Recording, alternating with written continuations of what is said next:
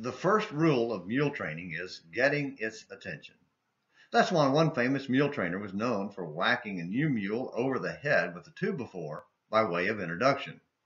It may seem harsh or cruel even, but only to those who've never been around mules and don't understand how stubborn and unresponsive they are until they understand the consequence of not paying attention.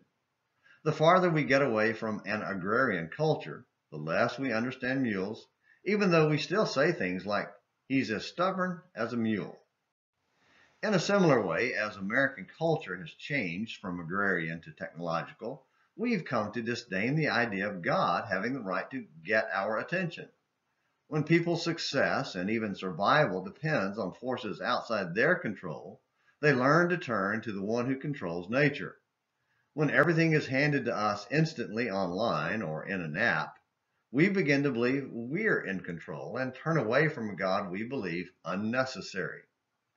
Morning Minutes in the Bible, an American missionary, has been looking at the Old Testament book of Amos as he condemned the wealthy women of Samaria for their active cruelty toward the poor and needy in an effort to get their attention with a warning of coming captivity, Amos 4 verses 1 through 3.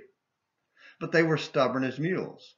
In a perverse twist of reality, they thought they had God's attention with their regular worship, Amos 4 verses 4 through 5. And they did. Except it was the wrong kind of attention because their worship was unacceptable. Instead of obedience, it was disobedience because it was in defiance of God's will.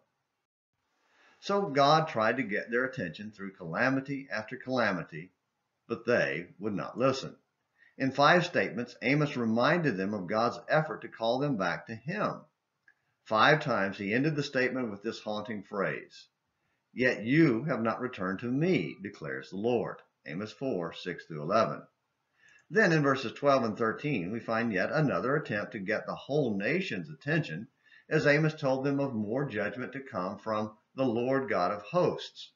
Listen to verse 12. "Therefore, thus I will do to you, O Israel, because I will do this to you. Prepare to meet your God, O Israel."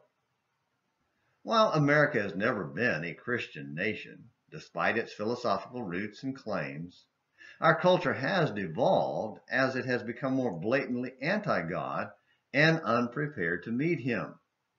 In one sense, we've merely swapped one form of acceptable sin for another form of acceptable sin, one form of mistreatment for another.